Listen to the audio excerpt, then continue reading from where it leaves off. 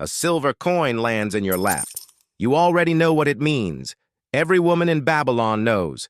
The merchant who threw it is already walking away. He doesn't look back. He doesn't ask your name. He doesn't need to. His part is done. Yours is just beginning. You are 18 years old. You've been sitting in this courtyard for 3 days, sleeping on stone, waiting for a coin that could come from any man, any age, any city except your own. Around you, hundreds of women sit in silence beneath the shadow of the Temple of Ishtar. The woman to your left has been here for 19 days. Her eyes stopped hoping around day 12. You can see it in her face. The priestess behind you grips your shoulder hard. Stand. You obey. Your mother lowers her eyes. Your father doesn't look at you at all. 3 months ago, he told the neighbors the goddess had blessed your family. 3 months ago, he accepted the temple's gifts with both hands. 3 months ago, he called your dedication an honor. Now you finally understand what he sold. The merchant leads you through a side entrance, not the main gates, a smaller door, like something designed to make things disappear without being noticed. What happens next takes less time than you expected. When you return, the merchant is gone. The coin is gone. A senior priestess is waiting beside the gate. She studies your face the way a trader studies grain before buying. Good. You didn't cause trouble. You open your mouth to ask when you can go home. She smiles for the first time. It is not a warm smile. Tomorrow your training begins. Your family dedicated you permanently to the temple. Didn't they explain? The bronze doors close behind you. The coin wasn't the ritual. The coin was the introduction. The life the temple has been building for you starts now, and it has no visible ending. From outside, the temple is gold and incense and sacred fire. From inside, it is a machine, and you are its newest moving part. Then there is Nita. You notice her on your second day. She moves through the temple like the rules don't fully apply to her. Priestesses lower their voices when she passes. Men send gifts to her chambers specifically. Jewelry, perfume, fabrics worth more than most families earn in a year. She is the favorite. Everyone knows it. Nobody says it directly. On your third day, she stops in front of you without warning. You're pretty enough, she says. That's the problem. She walks away before you understand what she means. You understand within a week. The women who attract the wealthiest visitors receive better rooms, better food, better protection. The women nobody notices scrub floors in the dark and disappear so slowly that one day they simply aren't there and nobody marks the absence. Nita has held her position for 4 years. She has no intention of sharing it. The first attack comes through rumor. A whisper that you spoke disrespectfully about a senior priestess. You didn't. Doesn't matter. Truth inside these walls is not a defense. Truth is just another resource someone else controls. You spend 2 weeks scrubbing waste channels in the dark while Nita smiles at you across the dining hall. You smile back. That is the first decision that costs you something you don't notice losing. A girl named Lila becomes your only real friend. She arrived 3 months before you. She knows which priestesses to avoid, which corners are safe to speak freely. She teaches you how to move through this place without being eaten alive. She makes a mistake in her 7th month. She overhears a conversation between a senior priestess and a noble she wasn't supposed to know was there. She tells you that night. She doesn't know why it mattered. 3 days later, you are crossing the central courtyard when you see her. Lila is on her knees between the main columns. A senior priestess stands over her.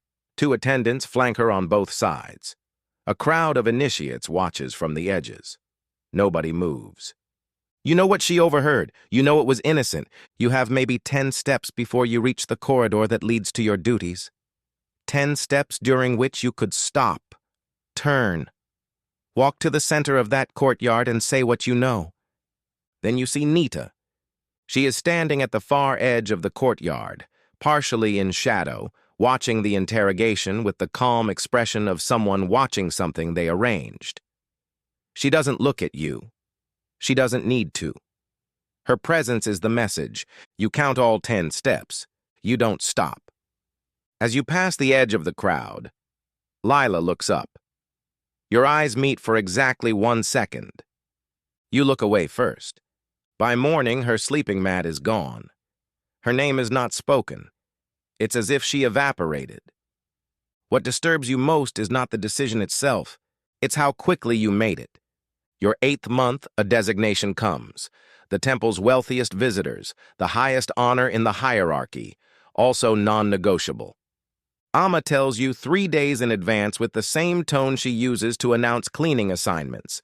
You spend those 3 days discovering what happens inside your body when you have no right to say no and you know it in advance. The night itself you survive by dividing yourself into 2 people, the one who is present and the one watching from somewhere slightly outside. The watching one keeps track, files it away, continues planning. 3 weeks later, a physician examines you. She doesn't ask how you feel. She writes something on a clay tablet and hands it to Amma. Not to you. The next morning, Amma summons you before breakfast. You are carrying a child. Before you can speak, she continues. The temple will care for you through the pregnancy. When the child is born, the temple will raise it. You will recover. You will return to your designated role. You will not be its mother in any practical sense the temple recognizes. You ask if you have any choice. Amma looks at you with something that might be genuine confusion. The goddess provides, she says. That is the only answer you receive. That same evening, Nita finds you alone in the corridor outside the storage rooms. She doesn't raise her voice. She never raises her voice. That's what makes her dangerous. She tells you that children born inside the temple have a way of disappearing when their mothers become inconvenient, that it happens quietly, that the physicians are very discreet, that sometimes a pregnancy simply ends before it becomes complicated. She says this the way someone mentions the weather. Then she asks how your health has been. You understand exactly what she is saying. She is telling you that your child's life and your position in this temple are connected, that she controls one of those things, and that you should think carefully about how much you want to keep rising. You say your health is fine. She nods and walks away. That night you don't sleep. You spend the hours calculating who you could tell, whether telling anyone would help or simply confirm that you are a problem that needs managing, whether Amma would protect you or protect the institution. You stop eating anything you didn't prepare yourself. You stop sleeping near the door, and you understand for the first time that there are 2 kinds of danger in this temple. The kind that comes for you suddenly, and the kind that stands in corridors and asks politely about your health. The second kind is worse. The child is born on a cold morning. A boy, healthy, loud. The physician takes him before you've had time to count his fingers. You hear him crying from the next room for 3 days. Then they move him somewhere you can't hear. You don't ask where. Asking questions about things the temple has decided is a form of disagreement. And disagreement has a cost you cannot currently afford. What you carry forward from those 3 days sits in your chest and doesn't leave. You learn to work around it the way you'd work around a stone in your shoe that you can't stop to remove. Then Nita moves. A rumor about sorcery. That your rise has been unnatural. Spiritually contaminated. In Babylon, that accusation carries legal weight. Within a week, conversations stop when you enter rooms. Eyes that used to be friendly become careful. You recognize the shift. You watched it happen to Leela. Then Amma summons you. This time her expression is closed. Careful. She tells you the high priestess has been informed of the accusation. There will be a formal questioning in 3 days. She also tells you, in a voice so flat it barely qualifies as a voice, that children of women found guilty of sorcery are typically removed from the temple's care, sent elsewhere, to families outside the city, sometimes further. You will not be told where. You will not be permitted to say goodbye. You sit with that for a long time after she leaves. 3 days. You have 3 days to make an accusation backed by the high priestess herself collapse. You spend the first day mapping every debt, every favor, every careful silence you have maintained for other people in this building. You build the list in your head because writing it down would be evidence. The second day you move, quietly, quickly, calling in what you're owed with no explanation and no room for negotiation. The night before the questioning, a senior priestess who owes you 2 years of careful silence goes to Amma with a different account of events, not exonerating you directly, just introducing enough contradiction that the formal process cannot proceed cleanly. Formal processes in the temple only move forward when they are clean. This one stops. The morning of the questioning, nothing happens. No summons. No attendance at your door. Silence where there should have been ceremony. By afternoon, the woman who made the accusation has been reassigned to the lowest duties in the temple. She passes you in the corridor without looking up. You won. Nita says nothing for 3 days. On the 4th day, she stops beside you in the corridor. You survived, she says, almost admiringly. Yes, you say. She nods once. And from that point forward, she stops attacking you directly. Power doesn't always mean friendship. Sometimes it just means the predators decide to hunt easier prey. At 25, a new girl arrives, whose name spreads through the temple the way yours once did. Younger, the wealthiest visitors begin requesting her specifically. You notice the shift before anyone tells you. Then one afternoon, you return to your room and find it emptied. Your belongings are stacked outside a smaller door 2 hallways down. No window. The smell of floor-washing water seeps under the door at night. Nobody explains. Nobody needs to. The temple speaks in rooms and rations and which oil lamps you're allowed to burn after dark. You unpack your things in the same careful order. You don't cry. You stopped doing that somewhere around month 4 of your first year. Then you stand, because that is what you do now. One morning, crossing the inner courtyard, you see a boy. 7 years old, perhaps. Dark hair. He is carrying a small clay tablet, walking beside an older attendant toward the scribe's quarter.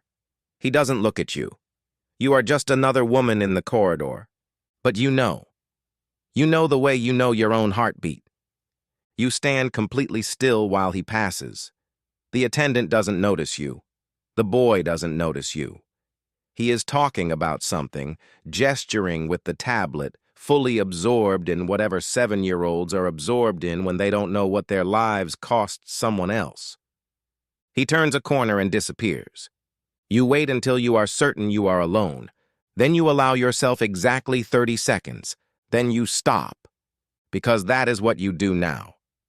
That is what you have always done. The temple never broke you the way you feared when you first walked through those doors. It didn't need to. It had a slower method.